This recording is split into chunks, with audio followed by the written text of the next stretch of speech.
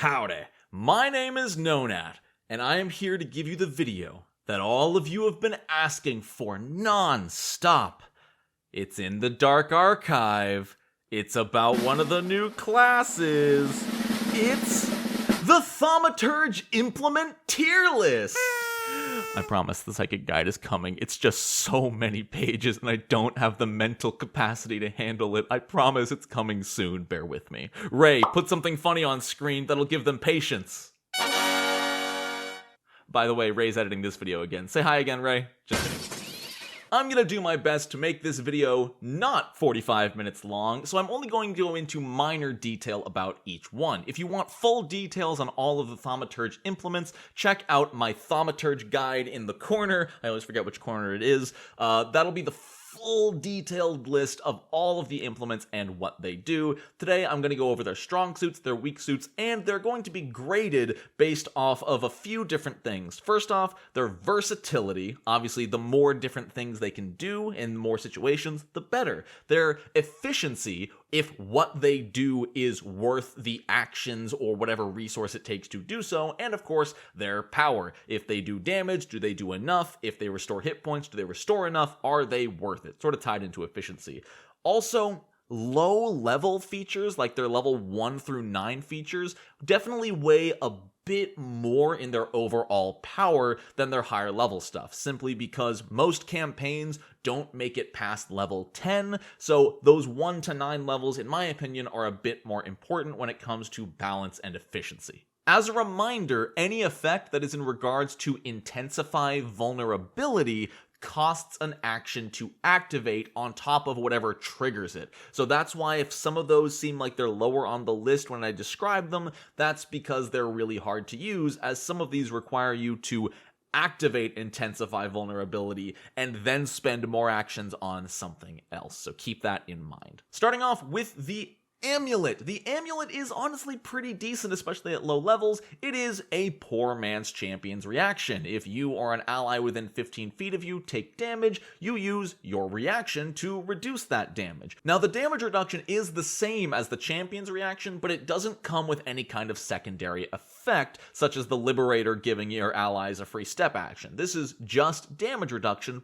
but you can use it on yourself, which is really good. The Adept effect at level 7 isn't nearly as exciting. It does give you damage resistance 5 to the damage type of the attack you took, but it only applies to subsequent attacks until the start of your next turn. If this is a one-on-one fight, this is not super helpful, but if you're fighting a lot of enemies that all do the same type of damage, it could have its uses. Now, the Intensify Vulnerability effect is absolutely insane, probably one of the strongest in the entire game. It is better Raise Shield. For one action, you're getting +2 to armor class, +2 to all saving throws. So you just do this every single turn. It's fantastic. But of course, because it's Intensify Vulnerability, you can't do it until at least the second round of combat.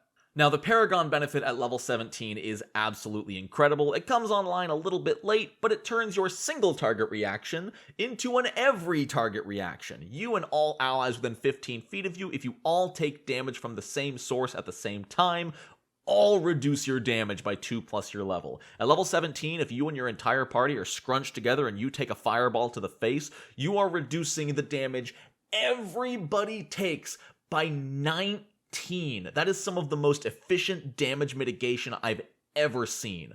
One reaction to reduce almost 80 damage on a 4-man party? That's nuts. The amulet is easy A tier. Not the tippy top of the best, but it is some really good damage mitigation at level 1 and level 17. It's just the interim that's a bit less exciting. The bell is another reaction and is a super fun and unique ability, but it does rely on enemies failing saving throws to do anything. If they even normal succeed, your reaction is pretty much useless. Luckily, it does target what will statistically be their weakest saving throw. If they're making an attack roll, it's going to target their will save, and if they're casting a spell, it's going to target their fortitude save to inflict a condition that inhibits what they're trying to do. Stupefied on spellcasters, enfeebled or clumsy on physical attackers. The Adept bonus is fine. The conditions now last 3 rounds instead of 1, but that's all it does. Nothing better, no saving throw bumps, it's just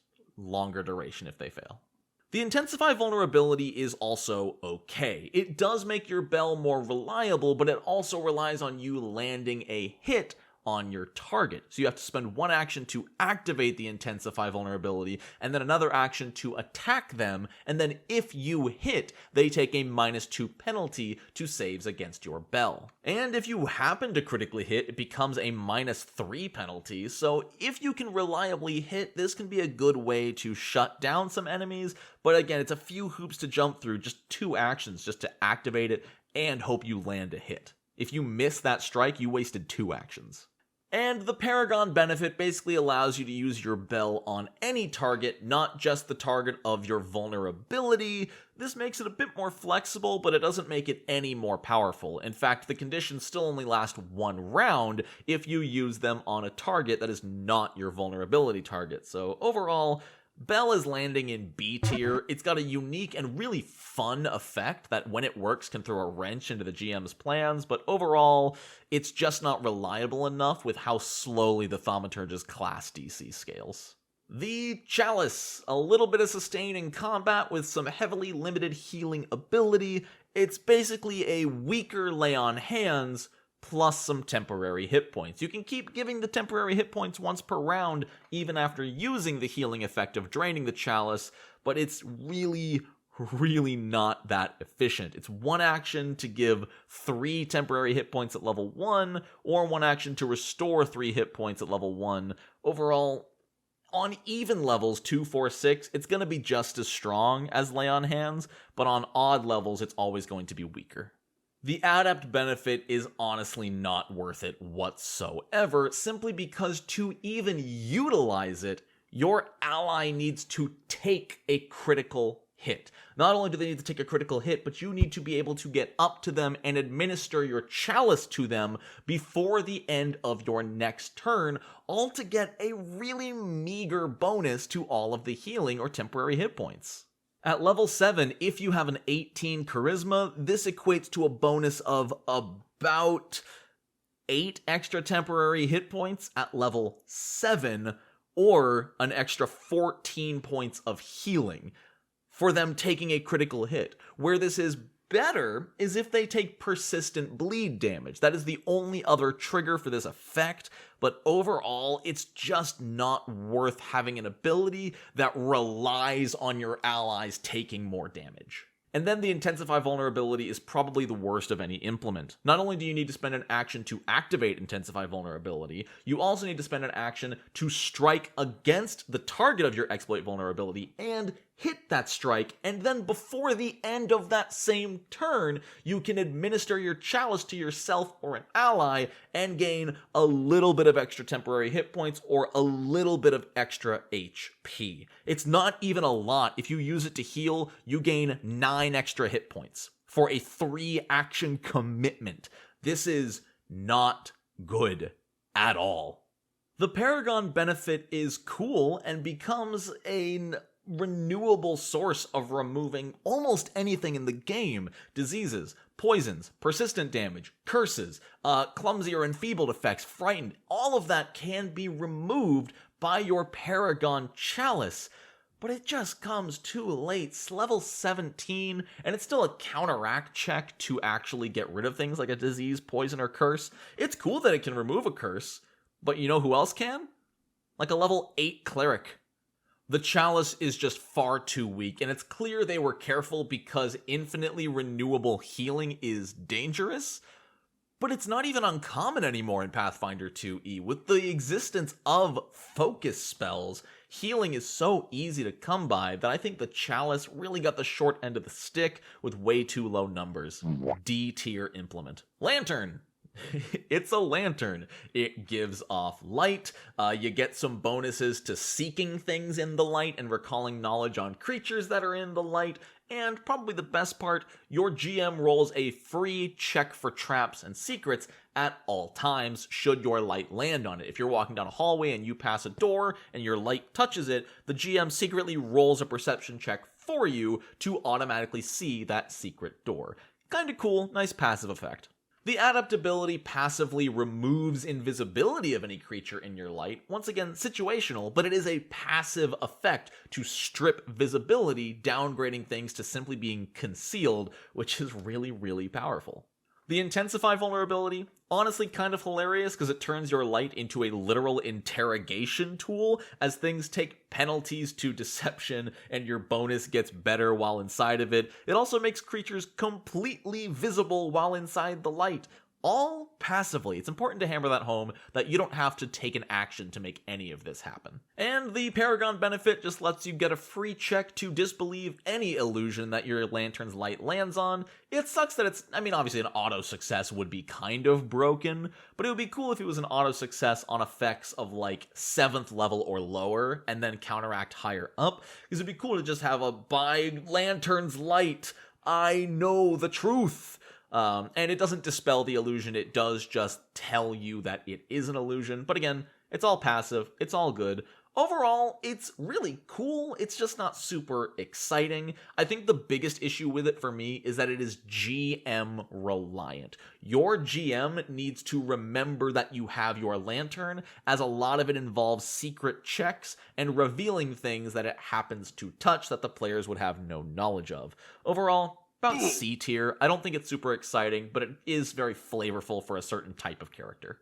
The Mirror Implement. You can literally teleport 15 feet at a time for 2 actions. Over and over. No resource whatsoever. If there's a 10-foot gap, you can teleport 15 feet over it. If there's a 10-foot up cliff, you can just teleport on top of it. You can provide flanking for yourself. You can just create a copy 15 feet ahead of you and attack from that copy and then break it and run away. The Mirror Implement at level 1 is absolutely insane. The adaptability isn't terribly exciting. It really just adds a little bit of damage to any creature around your copy when it breaks. When you decide to get rid of it, it shatters. What's cool is there's no saving throw, so it's very rare guaranteed damage that you can almost use this as a get out of jail free card, where if you're next to an enemy, you can create a copy 15 feet away and then shatter your original body to deal damage to the enemy and get away without an attack of opportunity. It's 2 actions, but it's still great. Intensify is honestly almost worthless. I shouldn't say worthless. It grants you concealment. The end. It's 1 action, make yourself concealed. There are some spells that do something similar, so I suppose it's not terrible, but for a level 9 feature, it's kind of weak, but it's because its level 1 and 5 features are just so stupid broken. Paragon just makes you quickened whenever you have your duplicate out. Straight up. Just an extra action any turn you have it out. You summon it, you can attack with one of yourselves, you can attack with the other, or attack twice with one of them, and then still run away. It's ridiculous. The only limitation on the mirror is that you can't move without shattering it, but you don't really need to move when you can teleport infinitely 15 feet at a time. S tier. There's almost nothing like it. The mirror is absolutely overpowered. The Regalia just gives you a +1 to all social skill checks, intimidation, diplomacy, deception, anything involving those. You just get a passive +1 forever. Allies can follow the expert on you even if you're only trained, getting a better benefit, and you passively lower their frightened levels. There's nothing bad about this. You don't even need to think about it. It all just happens. The Adept benefit is a massive boost to your social skills if you are master in them. If you are master in intimidation, then your passive +1 becomes a passive +2, effectively giving you legendary proficiency at level 7. Your Follow the Expert gets even better, providing better bonuses depending on your proficiency in different things. You also give a +1 to just all saving throws to you and your allies. Now, it's only against mental effects, but it still affects fortitude, reflex, and will, provided it's a mental effect. Oh, and also a casual +2 bonus to damage you and your allies deal, which scales with level. The Intensify vulnerability is basically just a worse assisting shot from Fighter. You have to activate it and then successfully strike a creature, but if you hit them, you give +1 to an ally, so it's 2 action to give an ally +1 or +2 if you critically hit. Nothing really exciting here. And the Paragon benefit. Oh my god, the Paragon benefit. You can no longer crit fail any of your social skills. People get even bigger bonuses for following the expert on you. Allies within your regalia's aura cannot be flat-footed unless you are flat-footed, and all of their ability score conditions, enfeebled, clumsy, and stupefied, are all considered one less as long as you are not also suffering from them. So much insane benefit from this. All passively. This puts the Lantern to shame. S tier regalia. The Tome. If you've seen my live stream reaction to these, you already know how I feel about the Tome. +1 to all recall knowledge forever. 2 customizable trained proficiencies per day, which automatically both scale up to expert at level 5 and can be used even on specific lore skills per day. Adept at level 7 does give you a slight bonus to attack rolls after recalling knowledge on a creature, and once you're level 9, now your 2 skill proficiencies per day are Master. Just for free, every day.